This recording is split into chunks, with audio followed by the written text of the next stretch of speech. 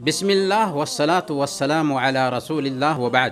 محترم بھائیوں اور بہنوں، السلام علیکم ورحمۃ اللہ وبرکاتہ۔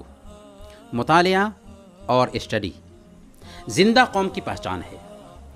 مطالعہ فکر کو جلا بخشتا اور دماغ میں وسعت پیدا کرتا ہے۔ مطالعہ بے فائدہ مصروفیات سے بچاتا اور وقت کا صحیح استعمال کرنا سکھاتا ہے۔ مطالعہ خلوت کا بہترین دوست ہے۔ دوست نہیں ہے کوئی کتاب سے بہتر۔ جی ہاں، کتاب سے بہتر کوئی دوست نہیں۔ آج ہماری پستی کی ایک وجہ یہ بھی ہے کہ ہم اسٹڈی کرنے میں، مطالعہ کرنے میں دنیا کی ساری قوموں سے پیچھے ہیں، اور یہ ہمارا المیہ ہے۔ جو سماج پڑھنا نہیں جانتا، اس کے افراد میں صلاحیت کی کمی ہوتی ہے۔ ان میں آگے بڑھنے اور ترقی کرنے کا جذبہ نہیں ہوتا۔ اسلامی تہذیب کتاب اور قلم رکھنے والی تہذیب ہے، علم اور معرفت کی حامل تہذیب ہے۔ ہماری تہذیب علم سے بنتی ہے۔ ہماری پہچان علم سے ہوتی تھی۔ آج اکثر لوگوں کی یہ شکایت ہوتی ہے کہ مجھے وقت نہیں ملتا، ڈیوٹی کے تقاضے ہیں، ڈیوٹی میں مشغول رہتے ہیں، ڈیوٹی سے تھک کر کے آتے ہیں، آرام کرتے ہیں، وقت کہاں ہے کہ مطالعہ کیا جائے، وقت کہاں ہے کہ پڑھا جائے۔ حالانکہ ہم میں سے ہر آدمی کو اگر اپنے 24 گھنٹے پر نظر رکھے، دھیان دے، تو پتہ چل جائے گا کہ عجیب طریقے سے 24 گھنٹے میں 4-5 گھنٹے کو یوں ہی وہ برباد کر دیتا ہے۔ یا یہ کہہ لیجئے کہ ہم بیکار کاموں میں ان قیمتی اوقات کو ضائع اور برباد کر دیتے ہیں۔ کیا ان وقتوں کو اسٹڈی کرنے میں نہیں لگا سکتے تھے؟ پڑھنے میں نہیں لگا سکتے تھے؟ کوئی علم سیکھنے میں نہیں لگایا جا سکتا تھا؟ لگایا جا سکتا تھا، لیکن چونکہ ہم نے مطالعہ اور اسٹڈی کی اہمیت کو نہیں سمجھا، جس کی وجہ سے یوں ہی ہم ٹائم پاس کرتے رہتے ہیں۔ ہماری عورتیں گھروں میں ٹیلی ویژن دیکھنے، مارکیٹنگ کرنے اور سج دھج کرنے میں وقت برباد کر دیتی ہیں۔ اگر وہ کچھ وقت مطالعہ کے لیے نکالنا چاہتی تو آرام سے مطالعہ کے لیے وقت نکل جاتا۔ ہم ڈیوٹی جانے کے لیے جب اپنی گاڑی پر بیٹھتے ہیں تو اس بیچ میں بہت ساری تقریر، بہت سارے لیکچرز سن کر کے اپنی صلاحیت میں اضافہ کر سکتے ہیں۔ کتنے ایسے لوگ ہیں جو ڈیوٹی کے لیے جاتے اور آتے وقت قرآن پڑھتے ہیں، یہاں تک کہ مہینہ میں اسے ختم کر لیتے ہیں۔ مجھے ایک واقعہ یاد آیا۔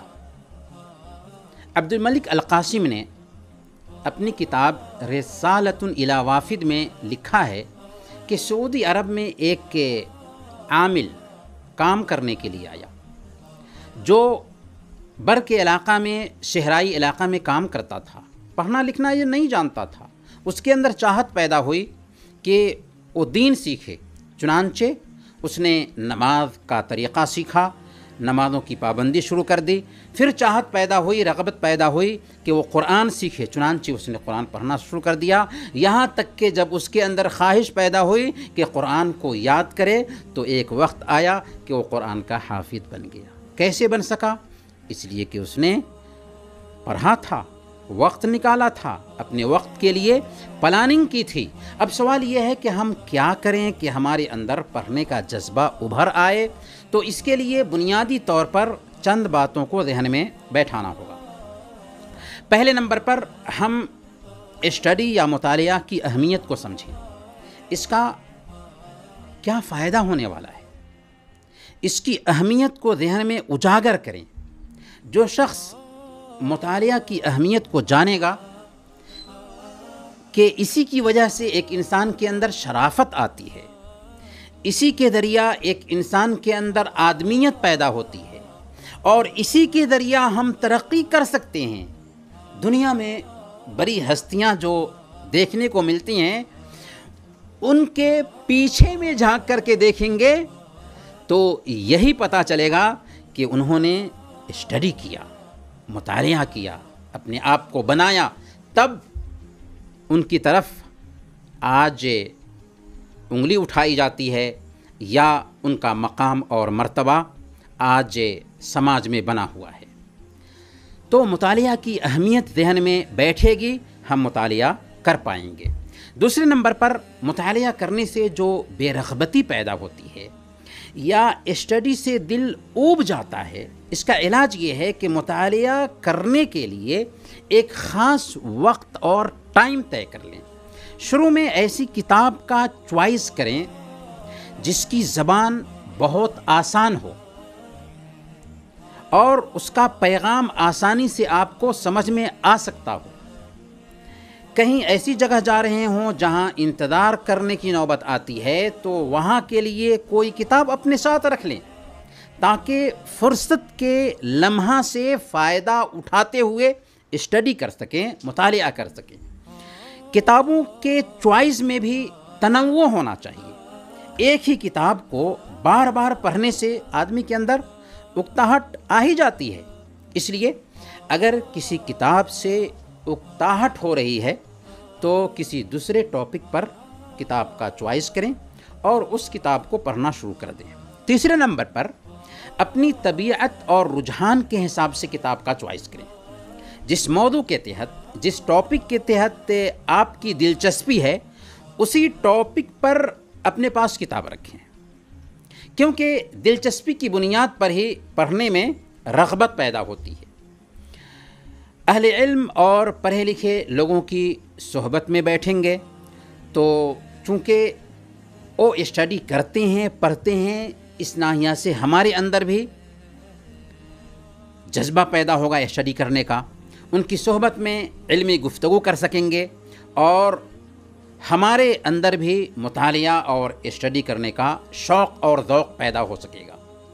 چوتھے نمبر پر مطالعہ کرنے کی عادت ڈالیں۔ مطلب کیا ہوا؟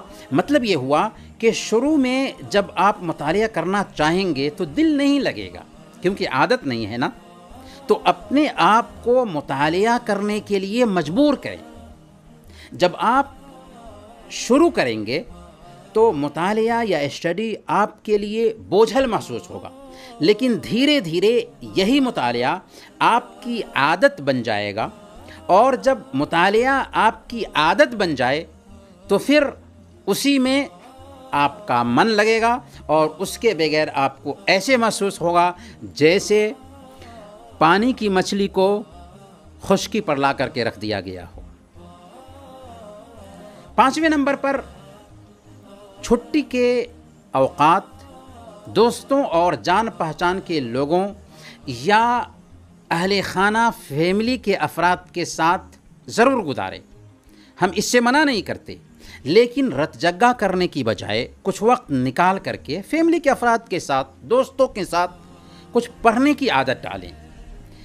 فیملی تفریح کے لیے بھی نکلیں، پکنک کے لیے بھی نکلیں، لیکن اس میں سے کچھ وقت نکال کر کے مطالعہ کے لیے بھی خاص کریں۔ اگر ایسا کیا تو عجیب طریقے سے ہماری فکر میں وسعت پیدا ہوگی اور ہم تجربے کی نئی نئی چیزیں سیکھ سکیں گے، کیونکہ جب ہم مطالعہ کرتے ہیں تو عظیم ہستیوں کے ساتھ ٹائم گزارتے ہیں۔ وہ ہستیاں جو گزر چکی ہیں، جن کو اللہ تعالیٰ نے صلاحیت دی تھی، ان کے علم سے، ان کے تجربہ سے ہم سیکھتے ہیں اور وہ چیزیں ہم اپنے اندر اتارنے کی کوشش کرتے ہیں۔ اخیر میں یہ بات یاد رکھیں، اگر آپ خود میں پڑھنے کا جذبہ پیدا نہیں کرتے، اپنے گھر میں اچھی اچھی کتابیں لا کر کے لائبریری بنا کر کے نہیں رکھتے، اخبار وغیرہ کے اسٹڈی اور دینی میگزینس وغیرہ کے مطالعہ کا اہتمام نہیں کرتے، تو یہ بات نوٹ کیجئے کہ آپ کے بچوں کے اندر بھی مطالعہ کا شوق نہیں پیدا ہو سکتا، آپ کے بچے بھی مطالعہ کرنے والے نہیں بن سکتے۔ اور اس طریقے سے نقصان کیا ہوگا کہ علم کا گراف دھیرے دھیرے گرتا ہی جائے گا. ہماری اور ہماری فیملی کی سوچ محدود ہوتی جائے گی، کیونکہ ہمارے بچے ہم سے سیکھتے ہیں. ہم جیسے ہوں گے ہمارے بچے بھی ویسے ہی ہوں گے. اللہ سے دعا کرتے ہیں کہ اللہ تعالی ہم سب کو مطالعہ کرنے کی توفیق عطا فرمائیں. وصلی اللہ علی نبینا محمد وعلی آلہ وصحبہ اجمعین.